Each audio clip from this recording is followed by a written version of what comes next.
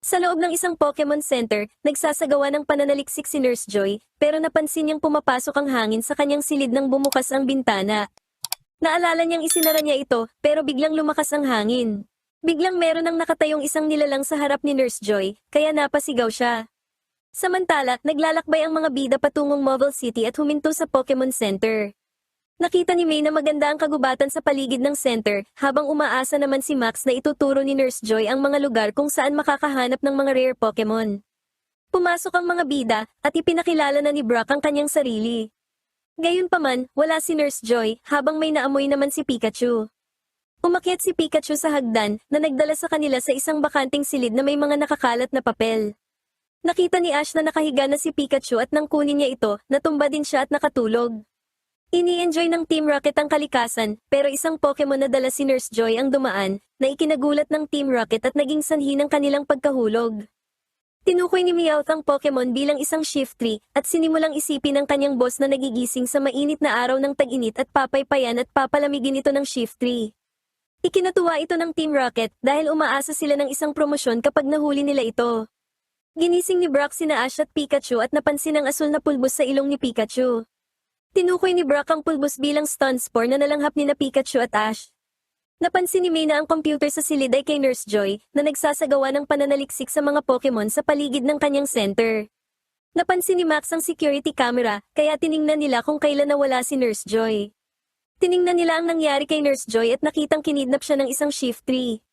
Gumamit ang Shiftry ng stun spore para patulugin si Nurse Joy, na ikinagalit ni Brock at nanumpang ibabalik ito.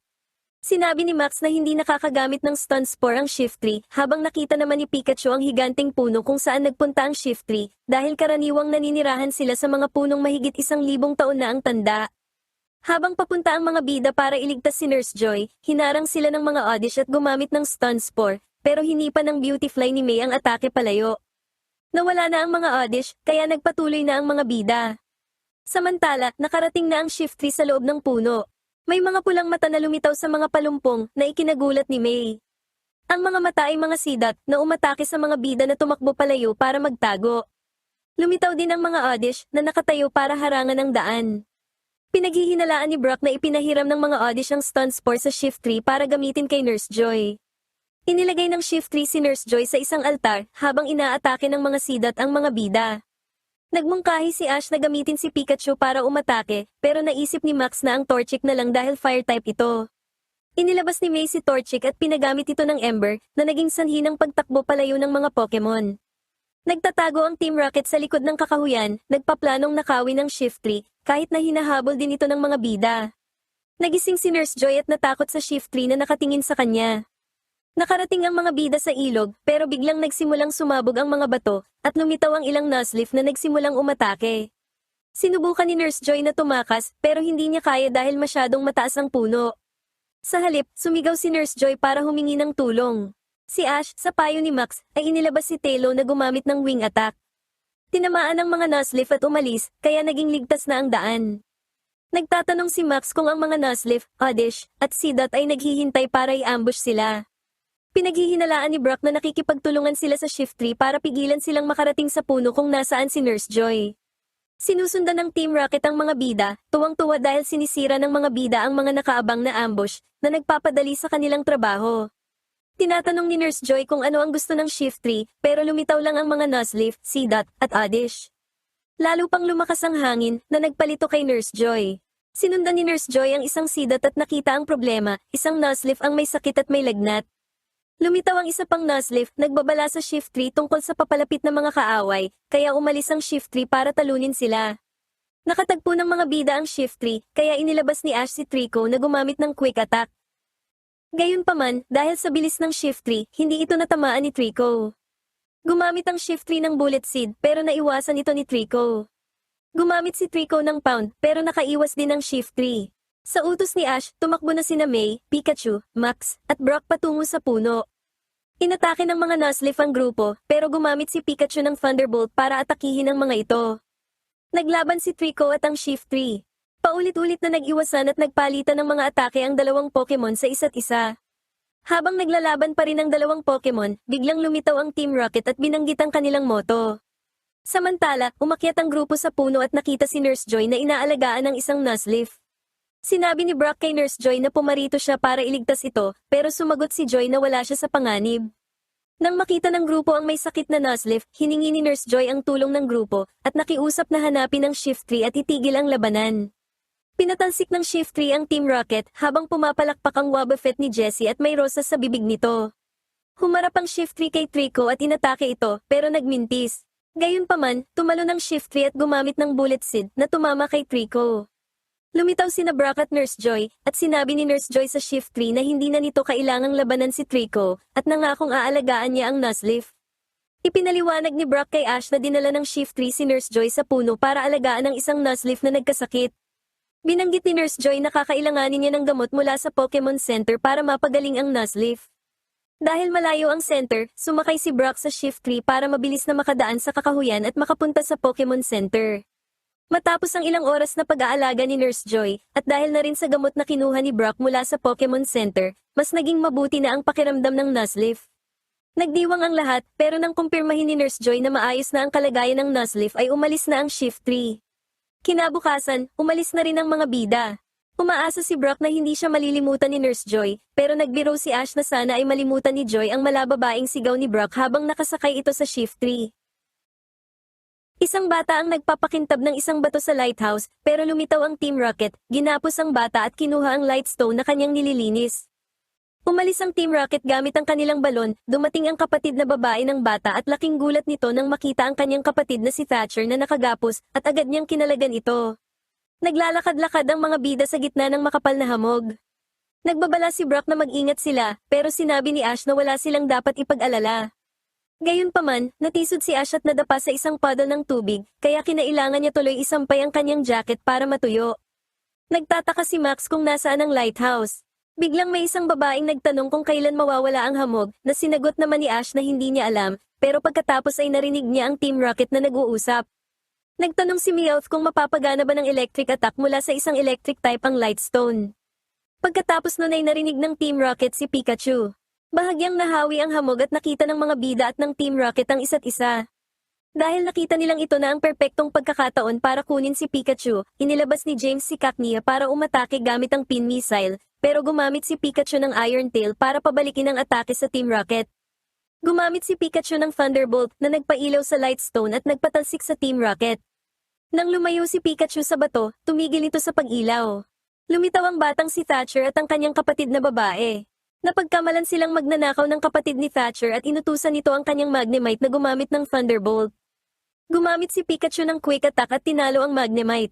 Hiningi ng babae ang tulong ng kanyang kapatid kahit na hindi pa ito nakikipaglaban sa buong buhay nito.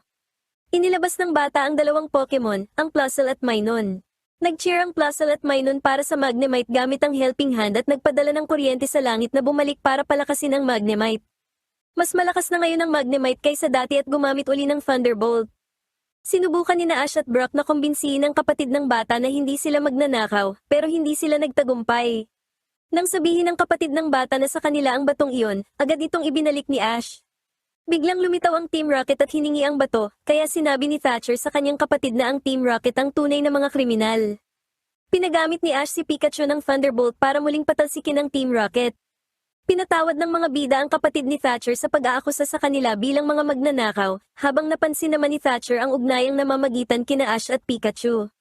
Nagpunta ang mga bida sa lighthouse, kung saan ipinaliwanag ng kapatid ni Thatcher na ang bato ang pinagmumula ng liwanag para makakita sa gitna ng hamog.